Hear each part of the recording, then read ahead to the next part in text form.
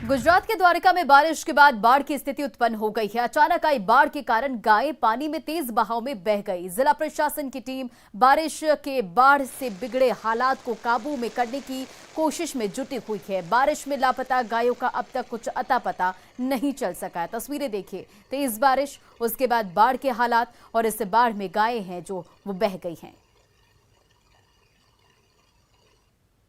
लखीसराय में मनरेगा योजना में गड़बड़ी और धांधली की शिकायत थमने का नाम नहीं ले रहा है। प्रखंड और जिला स्तर पर मनरेगा का उचित पर्यवेक्षण और निरीक्षण नहीं होने के कारण योजना के क्रियान्वयन में गड़बड़ी की जा रही है और सूर्यगढ़ा प्रखंड के उरैन पंचायत में पईन उड़ाही के काम में ग्रामीणों ने धांधली का आरोप लगाया है। ग्रामीणों का कहना है कि बिना काम के राशि निकाल ली गई है। वहीं ग्रामीणों की शिकायत पर निरीक्षण करने पहुंचे जिला परिषद अध्यक्ष ने भी बिना काम कराए राशि की निकासी की बात कही है और जल्द डीएम और डीडीसी से शिकायत की बात कही है। वहीं विधानसभा अध्यक्ष विजय कुमार सिन्हा ने जिले में मनरेगा योजना में धांधली को लेकर सवाल पर संबंधित विभाग के से जांच करवाने की भी बात उन्होंने कही है।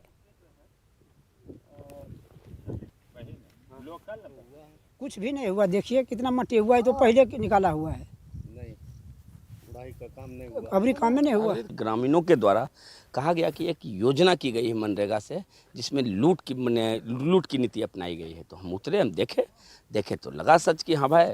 उसके बाद हम फ़ोन से बात किए, सुजरा ऑफिस बात करके पूरा डिटेल मंगवाए। डिटेल मंगवाने पर पता चला कि यहाँ तक बोर्ड तक नहीं है। यह योजना ग्राम आज़ाद नगर से महेश साव खेत से लेकर औरैया स्थान मुकेश यादव खेत तक पैन खुदाई का कार्य। देखिए, संबंधित पदाधिकारी को वो देन नहीं करेंगे तो हमारे विभाग के अंतर्गत मेरे विधानसभा क्षेत्र से जुड़ा हुआ जो विषय होगा उसको हम निश्चित तौर पर देखेंगे। बगहा पुलिस ने लॉरी का हत्याकांड का खुलासा करते हुए आरोपी पत्नी को गिरफ्तार कर लिया। इससे पहले पुलिस ने मृतक के दोस्त कृष्णा को गिरफ्तार कर लिया है और वारदात में शामिल अन्य लोगों की तलाश भी की जा रही है। पुलिस के मुताबिक मृतक की पत्नी ने अपने प्रेमी के साथ मिलकर पति की हत्या कर दी थी और शव को गन्ने के खेत में फेंक दिया था।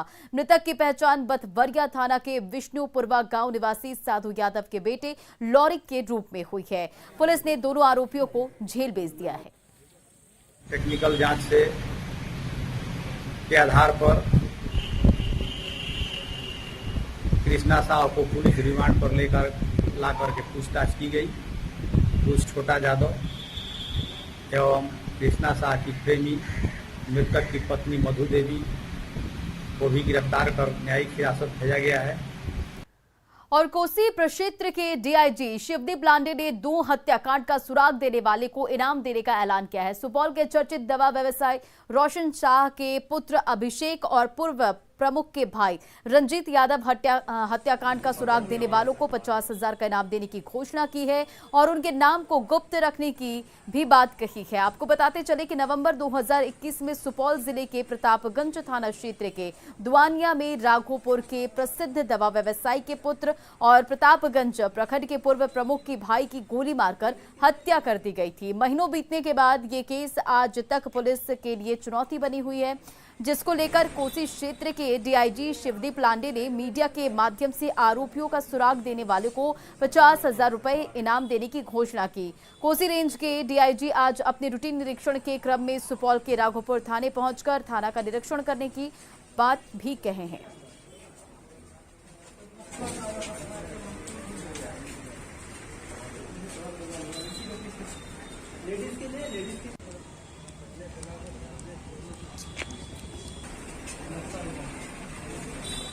जो एक पहले मर्डर हुआ था, बाद में और एक हफ्ता के बाद वहाँ पे मर्डर हुआ, तो वो केस कहीं एक डेड एंड तक जाते हुए दिखाई दे रहा है। वो हमारे लिए एक बड़ी चैलेंज की बात है। तो मैं अपने पर्सनल स्तर पे ये आपके समक्ष एक अनाउंस कर रहा हूँ, उस केस से संबंध में अगर कोई भी जानकारी देता है, मुझे देता है, एसपी सुपौल अमरकेश को देता है, प्रतापगंज थानाध्यक्ष को देता है, एसडीपीओ को देता है और वो सही पाई जाती है और उस केस का उद्भेदन होता है, तो पर्सनली मेरे तौर पे मैं 50,000 का रिवॉर्ड जो भी खबरी है, जो भी इन्फॉर्मर है, उसको गुप्त तरीके से दूंगा। 1 जुलाई से सिंगल यूज प्लास्टिक पर बैन होने के बाद से राजधानी पटना में कपड़े के से बने थैलों की डिमांड बढ़ गई है। महिला सहकारी समितियों को कपड़ों से बने सामान ऑफर आने शुरू हो गए हैं, जिससे महिलाओं की ओर से चलाए जा रहे समितियों के लिए रोजगार के अवसर पैदा हो गए हैं, जिससे उन्हें अच्छी कमाई की भी उम्मीद है। बंद हो गया है तो इसलिए हम लोग को बहुत खुशी है और हम लोग ये कपड़ा का झोला बना रहे हैं, हम लोग अपना बेच रहे हैं, हम लोग का ये एक रोजगार है। ये हम लोग यही चाहते हैं कि सब लोग को भी पता चले कि यहाँ कपड़ा का झोला बनता है। सरकार का भी नज़र में हम लोग कर रहे हैं कि हम लोग भी आगे बढ़ सकते हैं और हम लोग का ये लगता है कि थोड़ा सा हेल्प भी कर देंगे तो अच्छा से हम लोग का हेल्प भी हो जाएगा। राज्य के में असलहों का बाजार सजा है। जगन्नाथपुर मेले में खुलेआम धारदार हथियारों की बिक्री हो रही है। मेले में AK-47, चाकू, चीन के खंजर और अन्य हथियार युवाओं को खूब भा रहे हैं। बड़ा सवाल है कि अगर ये हथियार गलत हाथों में पड़ गए तो फिर क्या होगा। रिपोर्ट देखिए।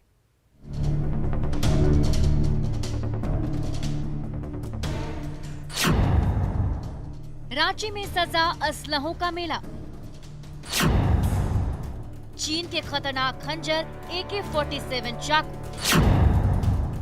युवाओं में दिख रहा हथियारों का क्रेज। रांची में जगन्नाथपुर मेले की ये तस्वीर देखकर आप चौंक जाएंगे। यहाँ AK-47 चाकू, चीन के खंजर और धारदार हथियारों की बिक्री खुलेआम हो रही है। लोग AK-47 चाकू, चीन के खंजर, गुप्ती, भुजाली, तलवार को हाथों हाथ ले रहे हैं। मेले में विदेशी हथियारों की, धारदार हथियारों की बिक्री जोरों पर है।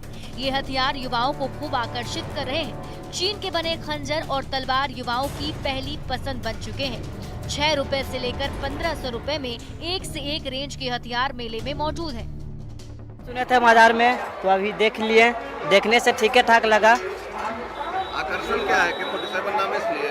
हाँ, देखने AK-47 नाम इसीलिए। मेले में बिक रहे ये हथियार बेहद घातक और धारदार है, जिसका इस्तेमाल अपराधी भी कर सकते हैं। हालांकि दुकानदारों का कहना है कि घर में सुरक्षा को लेकर ही लोग हथियार खरीद रहे हैं। ये अपने सुरक्षा के लिए घर में रखा जाता है। इसके बाद प्रशासन लोग भी यूज करते हैं। इस चाकू में धार, फुल धार रहता है।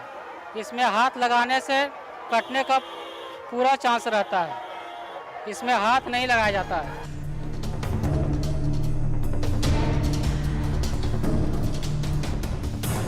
दरअसल कोरोना की वजह से 2 साल से जगन्नाथपुर मेले का आयोजन नहीं हो पा रहा था। इस बार फिर मेले के आयोजन हुए हैं। मेले के जरिए एक बार फिर इन धारदार हथियारों की वापसी हो चुकी है। लेकिन ये भी हकीकत है कि इन्हीं चाकुओं की मदद से रांची में लूट की कई वारदात को अंजाम दिया गया था। ऐसे में सवाल उठता है कि मेले में खुलेआम धारदार हथियारों की बिक्री कैसे हो रही है। अगर ये हथियार गलत लोगों के हाथ लग जाए तो क्या होगा? क्या इस हथियार का इस्तेमाल लूट और हत्या के लिए नहीं होगा? पुलिस के लिए ये हथियार परेशानी का सबब नहीं बनेंगे? क्या ये असलहे रांची में क्राइम का ग्राफ नहीं बढ़ाएंगे? न्यूज़ 18 के लिए रांची से ओम प्रकाश की रिपोर्ट। राजधानी रांची में बढ़ते एयर पॉल्यूशन को देखते हुए एंटी स्मॉग गन मशीन का उद्घाटन रांची नगर निगम ने किया और शहर की एयर क्वालिटी को दुरुस्त करने को लेकर 4 एंटी स्मॉग गन की शुरुआत की गई। ये स्मॉग गन न सिर्फ एयर पॉल्यूशन को दूर करने का काम करेगा, बल्कि जरूरत पड़ने पर ये फायर फाइटिंग का भी काम करेगा। साथ ही इसका इस्तेमाल सैनिटाइजेशन के लिए भी होगा और नगर निगम का ये एंटी स्मॉग गन पानी का भी छिड़काव करेगा। इस स्मॉग गन में वाहन से आगे और पीछे 2 तरफ से पानी का छिड़काव किया जा सकता है। ये मशीन करेगी जो ये है ना कि धुआं जो प्रदूषण होगा उसको मुक्त करेगी। किस तरह से काम करती है? क्या कुछ है इसमें? हाँ, ऑपरेट करने वाला फंक्शन दिया हुआ है इसमें।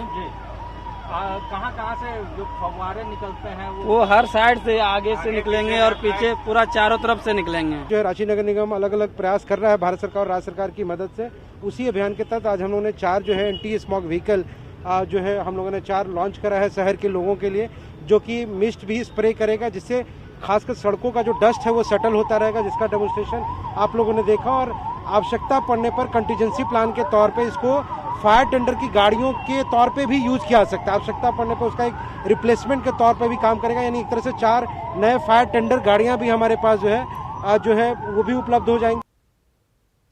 कोरोना महामारी की वजह से 2 साल के रोक के बाद श्रावणी मेले का देवघर में आयोजन होने जा रहा है। कांवरिया सुल्तानगंज के उत्तरवाहिनी गंगा से जल लेकर पैदल यात्रा कर देवघर के बाबाधाम मंदिर में जलार्पण करते हैं और इस दौरान कांवरियों को हर सुविधा देने के लिए झारखंड के साथ ही बिहार सरकार भी जुट गई है। झारखंड और बिहार के बॉर्डर दुम्मा में कांवरिया पथ पर मखमली बालू बिछा दिया गया है। वहीं देवघर में भी श्रद्धालुओं को हर सुविधा देने के लिए काम जारी है। 13 जुलाई को श्रावणी मेले का उद्घाटन सीएम हेमंत सोरेन करेंगे, जिसके लिए विशाल पंडाल भी बनाया जा रहा है। बिहार झारखंड बॉर्डर दुम्मा से अधिक जानकारी दे रहे हैं न्यूज 18 संवाददाता मनीष दुबे। कोरोना महामारी के कारण पिछले 2 सालों से लगे लॉकडाउन की वजह से देवघर में विश्व प्रसिद्ध श्रावणी मेला स्थगित कर दिया गया था, लेकिन इस वर्ष श्रावणी मेला लग रहा है, जहां लाखों की संख्या में श्रद्धालु देवघर पहुंचेंगे और बाबा बैद्यनाथ पर जलार्पण करेंगे। इस वक्त हम मौजूद हैं देवघर के दुम्मा बॉर्डर पर, झारखंड बिहार के बॉर्डर पर, जहाँ पर आप देख सकते हैं ये एक तोरण द्वार है। जैसे ही कांवरिया बिहार से झारखंड प्रवेश करते हैं, सबसे पहले ये तोरण द्वार देखते हैं। स्वागत बाबा नगरी में आपका स्वागत है, बैद्यनाथ धाम। और ये बिहार का तोरण द्वार है, जिसका कि यहाँ पे कार्य चल रहा है, तेजी से सभी जगह कार्य चल रहा है। इसके साथ साथ